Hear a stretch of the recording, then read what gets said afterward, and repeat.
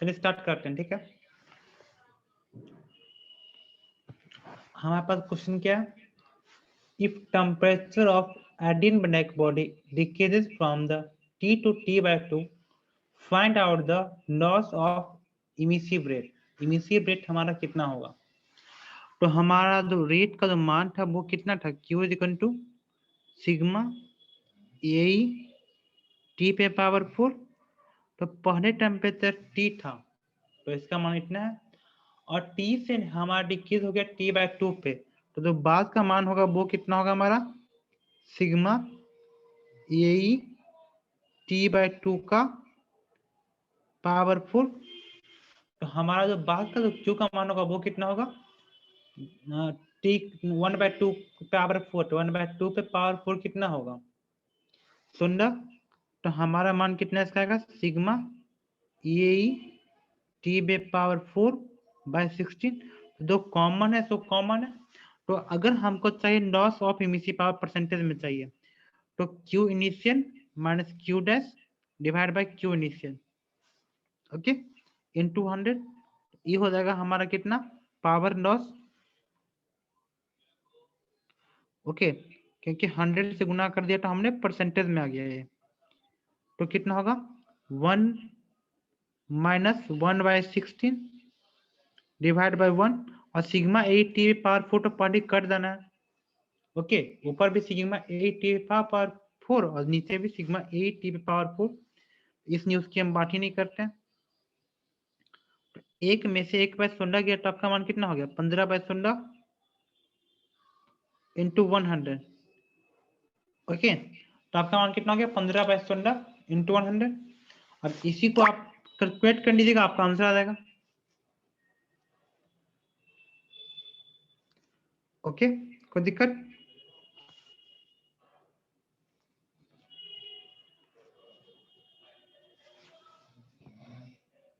इसका आंसर जो आएगा 93.75% के आसपास आएगा।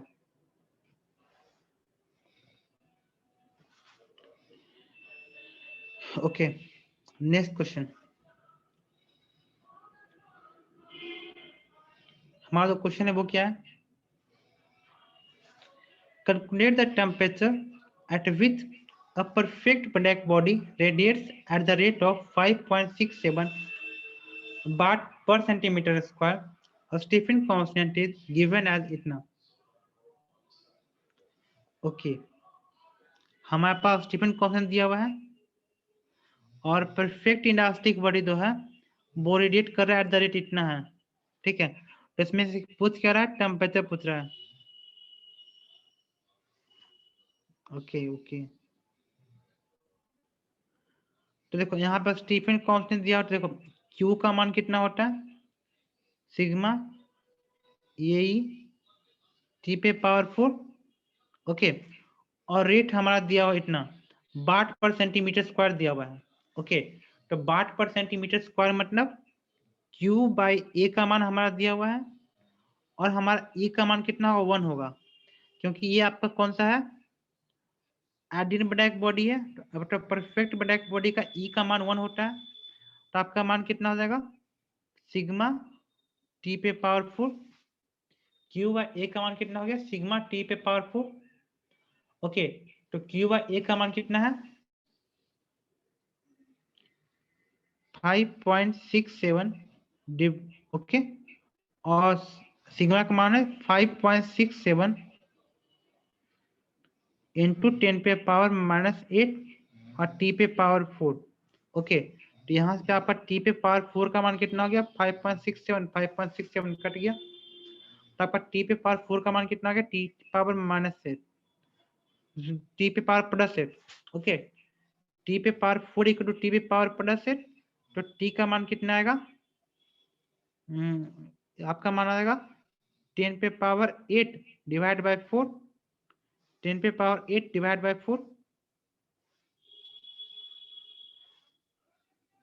तो आपका मान कितना हो गया, 10 पे पावर 2 मतलब कि 100 केल्विन, ओके। और कोई दिक्कत, समझ कैसे कोई करते हैं? तो कोई यहाँ पे कुछ अगर समझ में ना आए ना तो इसका डायमेंशन देख के भी पता कर लीजिएगा, ठीक है। डायमेंशन से हमें मालूम ना 8/सेंटीमीटर है, मतलब क्यूबा ए का मान दिया हुआ है। इतने डायमेंशन मजबूत होना चाहिए। नेक्स्ट क्वेश्चन हमारा क्या है?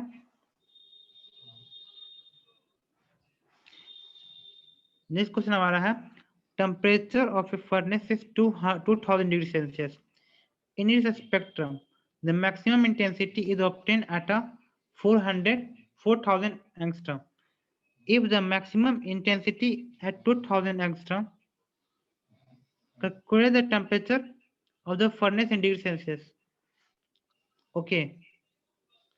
तो आप यहाँ पे क्या कह रहा है कि यहाँ पे 2000 डिग्री सेल्सियस टेम्परेचर है, तो आपका तो कितना पे मैक्सिमम डेफिनेट 4000 एंगस्ट्रॉम पे, 4000 एंगस्ट्रॉम पे जो है आपका 2000 डिग्री सेल्सियस पे जो है आपका जो है मैक्सिमम एनर्जी है। ओके, मैक्सिमम इंटेंसिटी है एनर्जी का। तो कह रहा है कि अगर हमारा डेफिनेट 2000 एंगस्ट्रॉम होगा तब टेम्परेचर कितना होगा। ओके, तो यहाँ पे कौन सा रहेगा? ओके, तो डेफिनेट और टेम्परेचर अपना रेशियो किसका था? Lambda M T is equal to B, Wien's constant, ये हमेशा कांस्टेंट होता है, याद आया? अच्छा, यहाँ पे एक और ध्यान रखिएगा कि हम जो भी काम करते हैं ना वो केल्विन में करते हैं, कभी भी डिग्री सेल्सियस और डिग्री फ़ारेनहाइट में काम करते ही नहीं है। ओके, तो इस बात का ध्यान जरूर रखिएगा, ठीक है। तो हम ऐसा कुछ ध्यान रखते हैं, तो हमारा यहाँ पे क्या हुआ 2000 डिग्री सेल्सियस हुआ, तो 2000 डिग्री सेल्सियस को पहले कन्वर्ट कर दो कितना फ़ारेनहाइट केल्विन में। ओके, तो 2000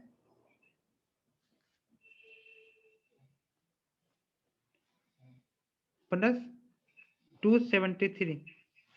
ओके, तो हमारा कितना होगा यहाँ पे 4000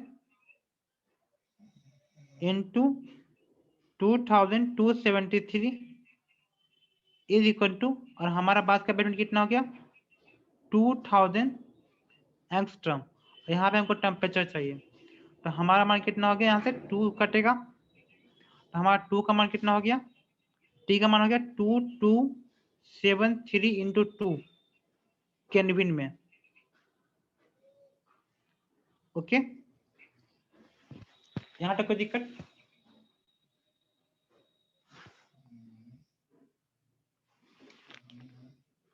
आगे बढ़े?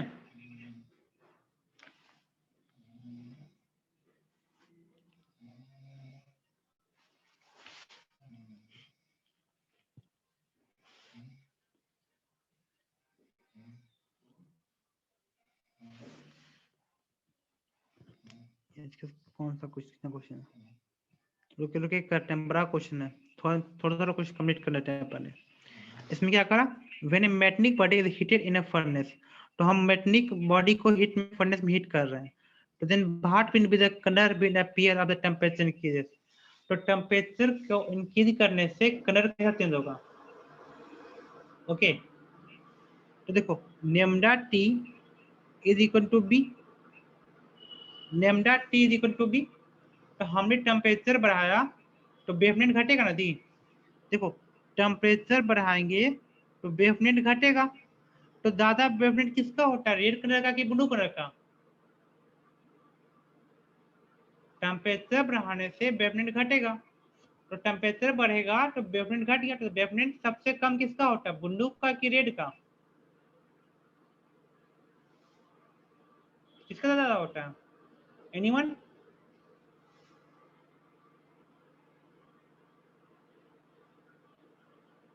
यह जो है ब्लू कलर की तरफ शिफ्ट करेगा।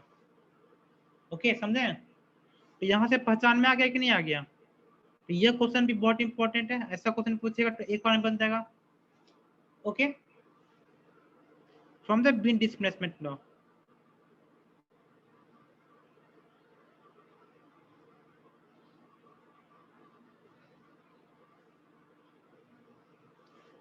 अच्छा, यहाँ पे क्या है, यहाँ पे हमको न्यूटन्स के लॉ को अपना अप्लाई करना है, ठीक है। ये क्या है भाई, यहाँ पे क्या कह रहा है, assuming Newton's law proving to be valid, the temperature of a body changes from the 60 degree Celsius to 40 degree Celsius.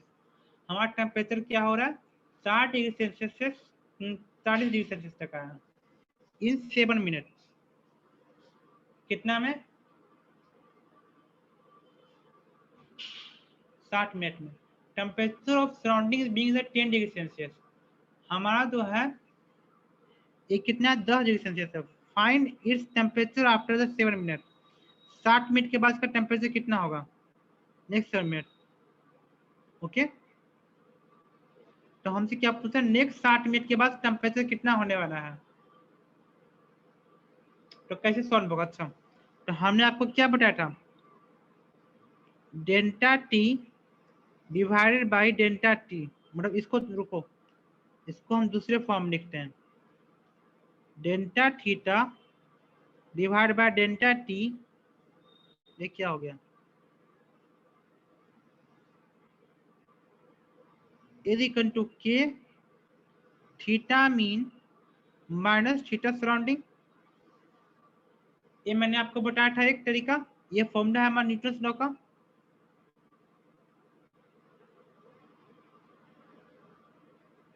Okay, यही आपको याद रखना है। तो देखो पहला गया 60 से 70 गया, ये 60 मिनट में गया, ठीक है।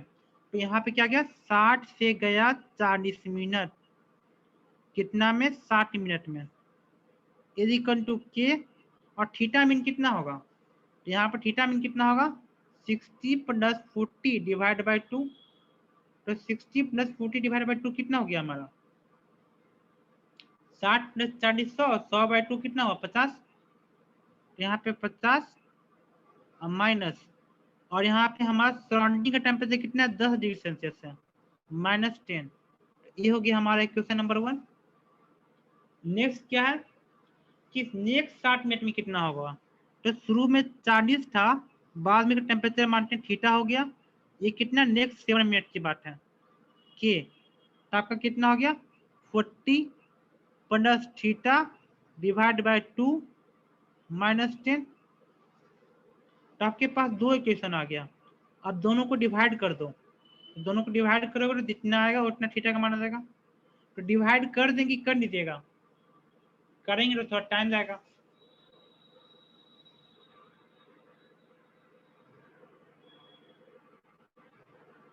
आगे बढ़े कि कर दें,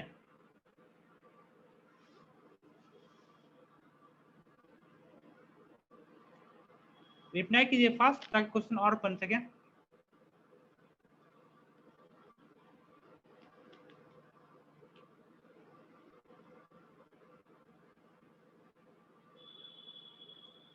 हेमंत, क्वेश्चन कर दें, छोड़ दें, छोड़ देते हैं, कर लीजिएगा, ठीक है।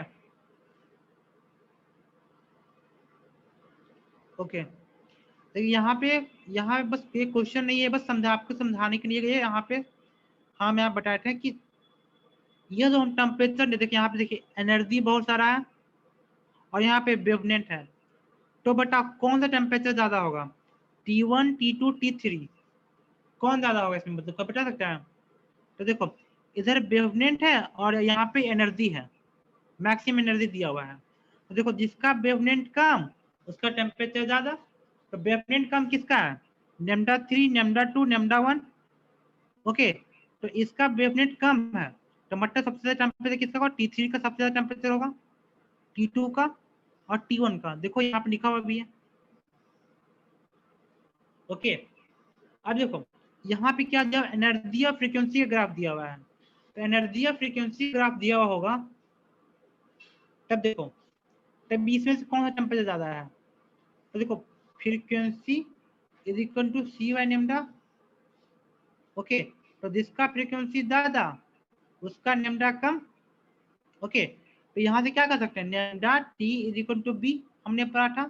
तो यहाँ पे लेमडा क्या होगा, इसका उल्टा, तो हमारे पास क्या कहेंगे, T by frequency is equal to constant, T by frequency is equal to constant. तो जिसका जितना ज्यादा फ्रीक्वेंसी उसका उतना ज्यादा टेम्परेचर। ओके, तो ये हुआ फ्रीक्वेंसी तीसरा। दूसरा पहला, तो जिसका फ्रीक्वेंसी जितना ज्यादा उसका टेम्परेचर उतना ज्यादा, तो सबसे ज्यादा फ्रीक्वेंसी 3 का, 2 का, 1 का, तो यहाँ पे भी T3 T2 और T1, तो ऐसा कोई ग्राफ आएगा तो उसमें भी कंफ्यूज नहीं करना है। ओके, बन जाएगा।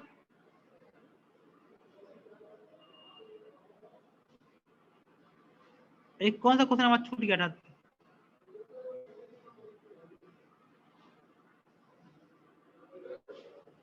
देखो, two bodies A and B have the thermal emissivity of 0.01 and 0.81. हमारा emissivity है वो कितना है? 0.01 और 0.81. The outer surface area of two bodies are same. outer surface area दोनों बॉडी का हमारा क्या सेम है, ठीक है। The two bodies emit total radiant power at the same rate. दोनों बॉडी जो है पावर जो इमिट कर रहा है वो सेम रेट से कर रहा है। The wavelength is lambda b corresponding to the maximum wavelength of B shifted from a wavelength corresponding to the maximum spectral radiancy of the radiation A of 1 micrometer. Hello? Okay. So if the temperature of A is इतना दिया हुआ, to calculate the temperature of B and lambda B. Okay. तो देखो यहाँ पे हमारा इमिसिटिविटी दिया हुआ है, आउटर सरफेस एरिया दोनों का सेम दिया हुआ है, ठीक है। और लैम्डा भी वेवलेंथ है बी का, okay. shifted from the wavelength corresponding to the maximum spectral radiancy of the radiation of A by 1 micrometer. Okay, हमारा जो ये शिफ्ट हुआ वेवलेंथ था 1 माइक्रोमीटर का। इधर टेम्परेचर ऑफ ए इतना दिया हुआ है, तो temperature of B and wavelength of B क्या होगा? ओके, देखो थर्मल इमिसिविटी दिया हुआ, तो हमारा एक फॉर्मूला रहेगा कौन सा? E is equal to sigma A E T पे पावर 4, ये लगेगा, ये दिया हुआ, ओके। और वेवलेंथ के लिए कौन सा फॉर्मूला रखता है? Lambda T is equal to b, okay. A और बी है, दोनों का थर्मल इमिसिविटी दिया हुआ है, ओके। तो यहाँ पे हमको ई का काम है, ए का काम सेम होता है, सबका ए दोनों बराबर दिया हुआ है, और सिग्मा जो है हमारा कांस्टेंट होता ही है, तो दोनों का हमको ई को बराबर करेंगे तो हमारा टी आएगा, दोनों को ई को बराबर करेंगे तो टी आएगा। तो हम यहाँ पे क्या कर सकते हैं? तो देखो ए का टेम्परेचर कितना दिया हुआ? 5802 पे पावर 4, और इसकी इमिसिविटी कितनी दी हुई? 0.01 इज इक्वल टू, और दूसरा का इमिसिविटी कितना दिया? 0.81, और इसका टेम्परेचर कितना दिया? टी पे पावर 4, ओके। तो हमारा कितना आ गया? तो अब देखो, अब इसमें क्या करेंगे? अब सबका रूट पे पावर 4 करेंगे, हमको टी चाहिए तो रूट पे पावर 4, तो देखो पॉइंट से पॉइंट कट गया, तो हमारा 81, तो 81 का जो है पावर रूट 4 करेंगे, ओके। तो कितना होगा? 9 नंबर 81, 10 या 9, तो हमारा मान कितना होगा? 5802 is equal to 3 into T, okay. 8 2 10 5 15, कितना कटेगा हमारा? 3 1 3, 3 6 18, सॉरी एक मिनट, 3 1 3, 2 बचेगा 28, 3 28 24, 3 नंबर 27, 1 3 चक्का 12, 1904, तो हमारा टी का मान कितना होगा? 1904 केल्विन, ओके। उसका क्या करेंगे? Lambda 1 T1 is equal to lambda 2 T2, यह कर देंगे तो हमारा मान आ जाएगा, ओके। तो एक का वेवलेंथ हमारा दिया हो कितना है? 1 माइक्रोमीटर का, ओके। तो लैम्डा 1 दिया हो 1 माइक्रोमीटर, और T1 का मान कितना है? T1 का मान है 5802, और एक का मान कितना है हमारा? 1904, और दूसरा का टी निकालेंगे, तो दोनों को भाग कर दो, 5802 डिवाइड बाय 1904,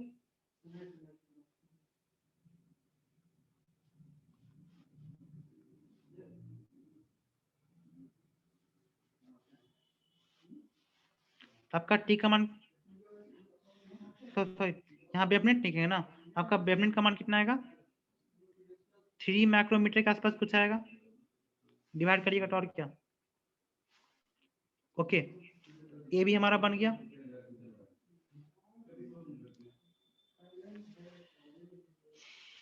यहाँ तक किसी को दिक्कत हुआ?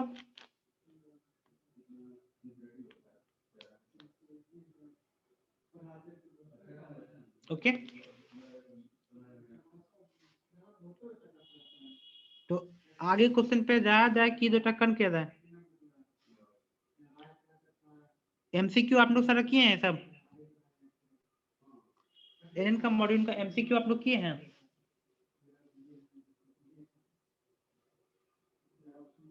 कन करें, ठीक है। बाकी क्वेश्चन तो कन करते हैं, ठीक है। एमसीक्यू ना आप लोग खुद से करके रखिएगा, ठीक है। एमसीक्यू जो है एन का मॉड्यूल का कम से कम जो है रेडिएशन तक हमने पढ़ा दिया है, तो रेडिएशन तक कम से एमसीक्यू खुद से करिएगा, जितना होगा एक दिन में उतना करिएगा। फिर डिस्कस करेंगे हम लोग कहाँ से, वहां से कंडक्शन से स्टार्ट करेंगे एमसीक्यू करना, क्योंकि इतना क्वेश्चन बता दिए कि क्वेश्चन बन जाएगा सबका, ठीक है। कोई दिक्कत? जो चैप्टर पढ़ा रहे हैं आपको, आपके पास मॉड्यूल नहीं दिए क्या आपको? आपके पास मॉड्यूल नहीं है क्या? मॉड्यूल नहीं, मॉड्यूल आज भेज देते हैं, ठीक है।